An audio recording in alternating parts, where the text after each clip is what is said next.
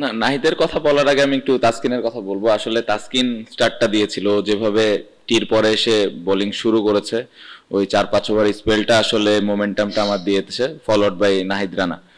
তো রানার আমরা জানি যে ও কত স্পেশাল এবং কত জোরে বল করে, এবং তার সাথে স্কিলটাও স্লোলি স্লোলি ডেভেলপ হচ্ছে। সো অনেক এনজয় করেছে, এবং অপোনেন্ট যেভাবে ভয় পাচ্ছিল ওর এগেনস্টে, এটা দেখতে অবশ্যই ভাল লাগে। সো খুবই খুশি ও যেভাবে টিমের জন্য কন্ট্রিবিউট করছে রেগুলার।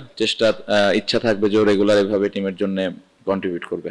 না, আমার মনে হয় যে ব্যাটিংয়ে আমরা সকাল থেকে ক্লিয়ার ছিলাম আমরা কি করতে চাই। আমাদের অনেস্টলি ইচ্ছা ছিল আরো 15-20টা রান করার, বাট সামটাইমস আমার মনে হয় যে এরকম ব্রেভ ডিসিশন নেওয়াটাও জরুরি। টেস্ট টিমটা আমরা স্লোলি স্লোলি গ্রো করতেছে, ওপরের দিকে যাচ্ছে আমার মনে হয়। সো আমরা একটু সাহসী সিদ্ধান্ত নিয়েছি। আমার মনে হয় যে এটা সামনের দিকে আমাদেরকে হেল্প করবে এই সিদ্ধান্তটা। তারপরে আমি বলবো যে এই সিদ্ধান্তটা নেওয়ার পেছনে আসলে কারণটা হলো আমাদের যে বোলিং অ্যাটাকটা আছে, যে 5টা বোলার আমরা এই ম্যাচে খেলেছে, তো সবাই স্কিলফুল এবং সবাই ভালো বল করেছে। আমার মনে হয় এই ইনিংসে মিরাজ যেভাবে স্টার্ট দিয়েছে, তাসকিন যেভাবে প্রথম উইকেটটা নিল, ওইখান থেকে মোমেন্টামটা পাওয়া।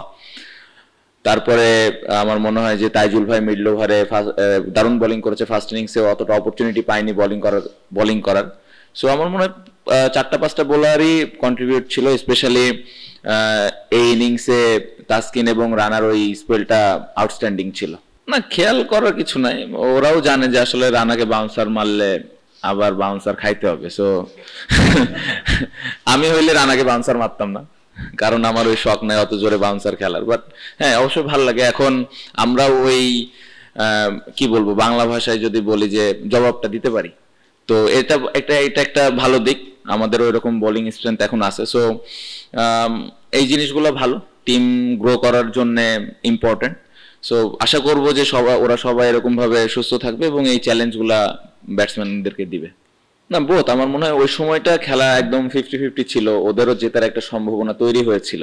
সো ওই সময় আমি একটু in and out field placement করেছিলাম, এবং একটা প্ল্যানই করেছি যে কিভাবে রান ছাড়া আমরা বল করতে পারি। কারণ একটা জিনিস ছিল যে এই উইকেটে অনেকক্ষণ ডিফেন্স করে থাকাটাও ডিফিকাল্ট। সো আর আমাদের যে স্কিল আছে, আমি মনে করেছিলাম যে কয়েকটা ভালো বোলিং পার্টনারশিপ যদি আমরা করতে পারি, তাহলে আমরা উইকেটের অপরচুনিটিজ আসবে এবং নতুন ব্যাটসম্যানের জন্য এখানে ব্যাটিং করাটা কঠিন হবে। সো ওটাই প্ল্যান ছিল, বাট ব্যাক অফ দ্য মাইন্ডে অবশ্যই ছিল যে এখান থেকে যেন ম্যাচটা ওরা বের করে না নিতে পারে। সো ফিল্ড প্লেসমেন্ট নিয়ে ওই জায়গাটাতে একটু আমরা কেয়ারফুল ছিলাম।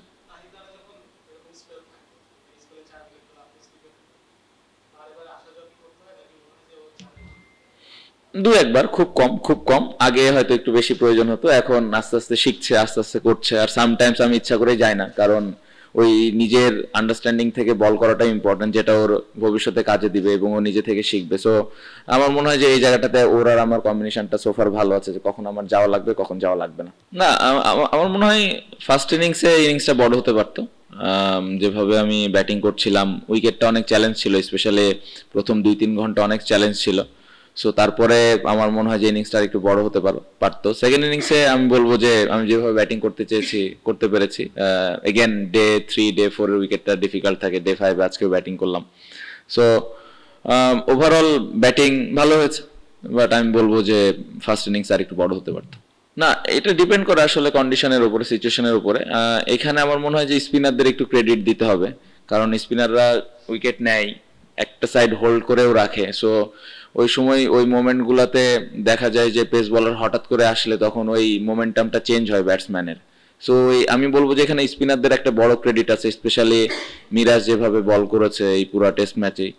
ওই জায়গাটার পরে যখন পেস বলার এরকম এরকম জোরে পেস বলার আসে, তখন ওই অ্যাডজাস্টমেন্টে ব্যাটসম্যানদের অবশ্যই একটু হলেও কঠিন হয়। সো ওই সিচুয়েশনগুলো রিড করা, ওই ওই ধরনের পরিবেশটা তৈরি করাটা খুব ইম্পর্টেন্ট। সো ওই জিনিসগুলো দেখে আসলে রানাকে আমি ইউজ করার চেষ্টা করি।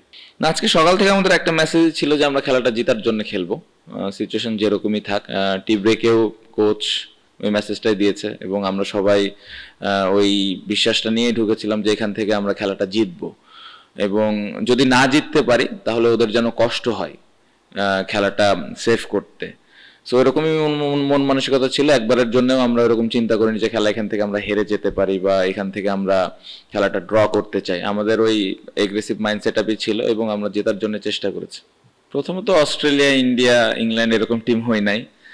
আমার মনে হয় যে ভালো 5টা বোলার আছে, এই জন্য এই সাহসগুলা নিতে পারছি। বাট আমার মনে হয় যে বোলিং ইউনিট আরো ইমপ্রুভমেন্টের জায়গা আছে। এই জায়গাটাতে যদি আরেকটু কনসিস্টেন্ট আমরা হইতে পারি তাহলে এরকম সিদ্ধান্ত আমরা ভবিষ্যতে আরো নিতে পারবো।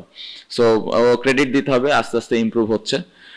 আর রানার বিষয় যেটা হয়েছে যে ওই সময়টা আমি বলতেছিলাম যে যেহেতু উইকেটটা একটু ড্রাই ছিল, ও যত জোরে বল করবে, বলের কন্ডিশনটাও ভালো ছিল এবং লাইনটা কিরকম হতে পারে এই বিষয়টা নিয়ে আলাপ হয়েছে এবং ও ভালোভাবে এক্সিকিউট করতে পেরেছে। এখানে একটু মুশফিক ভাইকে ক্রেডিট দিতে হবে, কারণ উনি রানার সাথে অনেক কনভারসেশন ওই সময় করছিলেন কিভাবে বল করলে বেটার হয়। সো এখানে মুশফিক ভাইয়ের মতো মানুষ যদি মাঠে থাকে ওই ওই হেল্পটুকু হয়ে যায়। সো এখানে মুশফিক ভাইয়ের অনেক বড় একটা ক্রেডিট আছে। লাস্ট কয়েকদিন ধরে মিরপুরের উইকেট কিন্তু খুবই ভালো, ওয়ান ডে সিরিজ যেগুলো আমরা খেললাম ওইখানে ভালো পেস অ্যান্ড বাউন্স ছিল। সো অবশ্যই এ ধরনের এক্সপেকটেশন আমাদের ছিল যে টেস্টে এরকম উইকেট আমরা পাবো।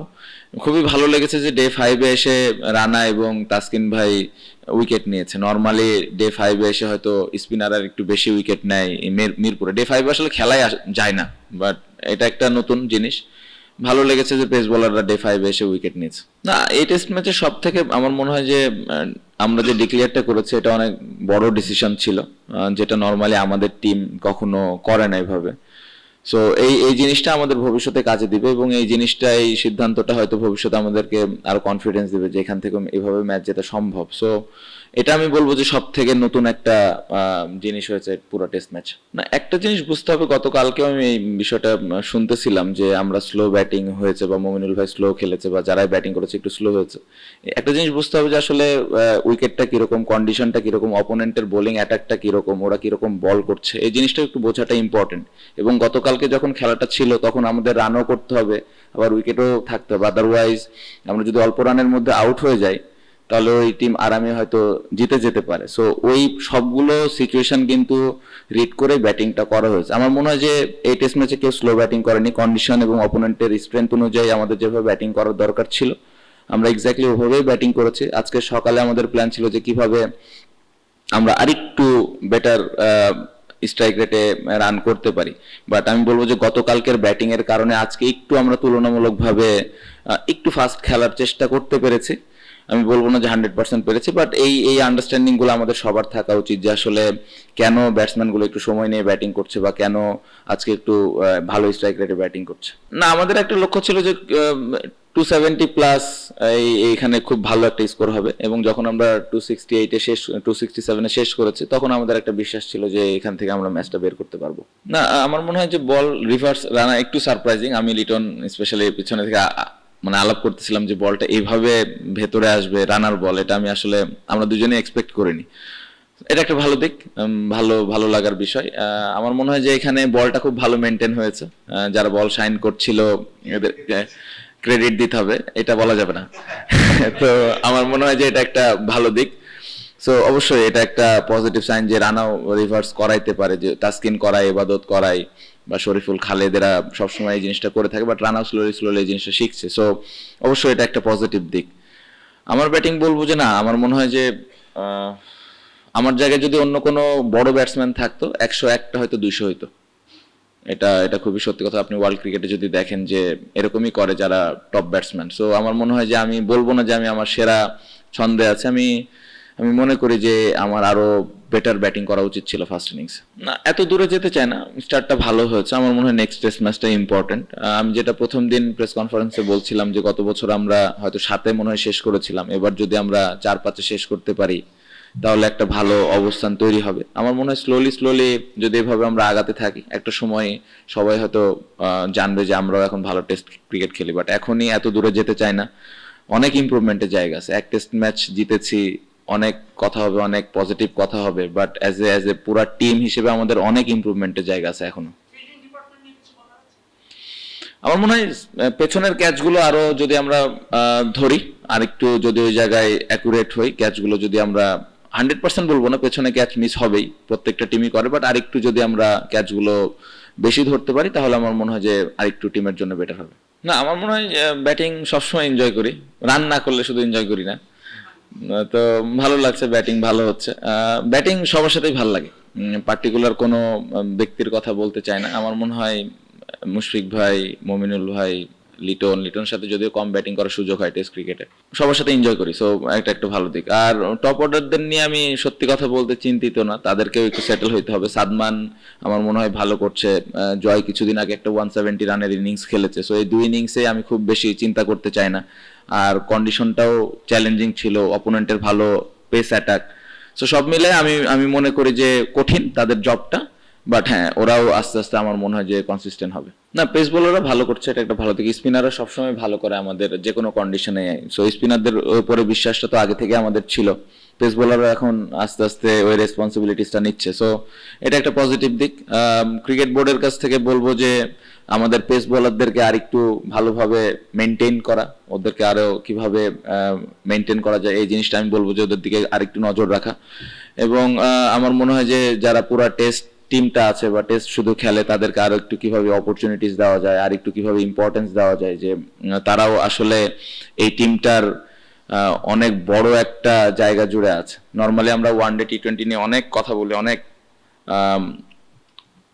কি বলবো সোশ্যাল মিডিয়া থেকে শুরু করে সাধারণ মানুষের কাছ থেকে অনেক কথাবার্তা হয়, বাট টেস্ট ক্রিকেটটা শেষ হওয়ার পরে হয়তো সবাই ভুলে যায়। সো এই জায়গাটা থেকে আমি বলবো যে আপনাদের কাছ থেকে এবং ক্রিকেট বোর্ডের অনেক রেসপন্সিবিলিটিস আছে যে তাদেরকে আর একটু বেশি ইম্পর্টেন্স দাও। না, ডে 5 হিসেবেও অনেক যে উইকেট খারাপ হয়ে গেছিল তা কিন্তু না, সত্যি কথা। এই 10টা উইকেট নিতেও আমাদের বোলারদের অনেক কষ্ট হয়েছে, সো এটা একটা ডিফারেন্ট এক্সপেরিয়েন্স। বাট আমি বলবো যে বোলাররা ভালো জায়গায় বল করেছে, ক্রেডিট তাদের দিতেই হবে। এবং আমার মনে হয় যে ব্যাটিং এর সময় আমাদের মাথায় একটা জিনিস ছিল যে আসলে এই 270 280 এটা কতটুকু সেফ হবে, বাট যেহেতু বোলিং অ্যাটাকটা ভালো, এই বিশ্বাসটা নিয়ে আমরা এসেছিলাম। এবং মিরপুরে ডে 5-এ যে কোনো কিছু হতে পারে, এরকম কোয়ালিটি বোলিং অ্যাটাক থাকলে আপনি ওই ধরনের মাইন্ডসেট আপনি যেতেই পারেন। খুব ইম্পর্টেন্ট, এক একজনের স্ট্রেংথ এক এক রকম, অনেকে হয়তো উত্তর দেন, অনেকে দেন না, এটা ইন্ডিভিজুয়াল থিংস। বাট এটাই তো একটা টেস্ট ক্রিকেটের সৌন্দর্য আমার মনে হয়, যে 5 দিন ধরে একটা ব্যাটেল চলে, সো এটা ভাল লাগে। আমি অ্যাজ এ ব্যাটসম্যান হিসেবে এনজয় করি এই জিনিসগুলো, এবং আমার মনে হয় যে এটা টেস্ট ক্রিকেটের সৌন্দর্য আরো বাড়ায়। প্রিপারেশন ভালো নিয়েছি, প্রিপারেশনটা ভালো ছিল, এবং নিজের উপরে বিশ্বাস সবসময় থাকে যে আমি কিভাবে কন্ট্রিবিউট করতে পারি দলের জন্য। আমি স্টিল বলবো যে আরেকটু বেটার ব্যাটিং আমি করতে পারতাম। হ্যাঁ, প্রথমে আপনি যে দুইটা নামের কথা বলেছেন, এই নাম আমার সাথে যায় না একদম, মানে মাফ করে দেন আমাকে, এই নাম আসলে হয় না। আমার মনে হয় যে ব্যাটিংটা আমি এনজয় করি, আমি যখন ব্যাটিং করি আমি একজন ব্যাটসম্যান হিসেবে চিন্তা করি ক্যাপ্টেন্সি, টস করা কাজ, ফিল্ড প্লেসমেন্ট করা, বোলিং চেঞ্জেস, এগুলো তো মাঠের ভেতরে, বাট আমি যখন ব্যাটিং করি আমি একজন ব্যাটসম্যান, আমার দায়িত্ব রান করা, সো ওইভাবে আমি চিন্তা করতে পছন্দ করি। না, আক্ষেপ বলবো না, আগে যেটা চলে গেছে চলে গেছে। আমার মনে হয় যে আগে হয়তো হয়নি, কারণ হয়তো আগে কিন্তু আমাদের এরকম পেস বোলারও ছিল না, এখন পেস বোলাররা ভালো করছে, স্পিনাররাও আসছে সাথে, সো আমার মনে হয় যে ভালো বোলিং অ্যাটাক থাকলে আপনি যে কোনো ধরনের উইকেটই আপনি বানাতে পারেন অপোনেন্টের স্ট্রেংথ অনুযায়ী। সো যেটা চলে গেছে ওটা নিয়ে চিন্তা করার কোনো আর মানে হয় না। আমার মনে হয় সামনের দিকে আমাদেরকে আগে যেতে হবে স্লোলি। না, আমার মনে হয় ওরা ওদের রেসপন্সিবিলিটিসটা নিয়েছে খুব ভালোভাবেই।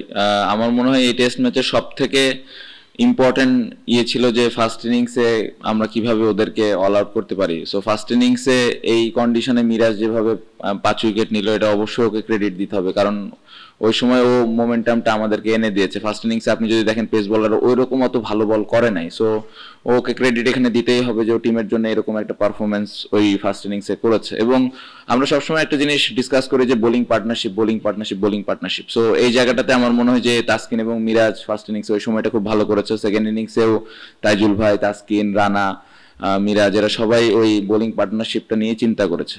সো আমার মনে হয় যে তাদেরকে ক্রেডিট দিতে হবে তার পুরা টেস্ট ম্যাচে যেভাবে বোলিং করেছে।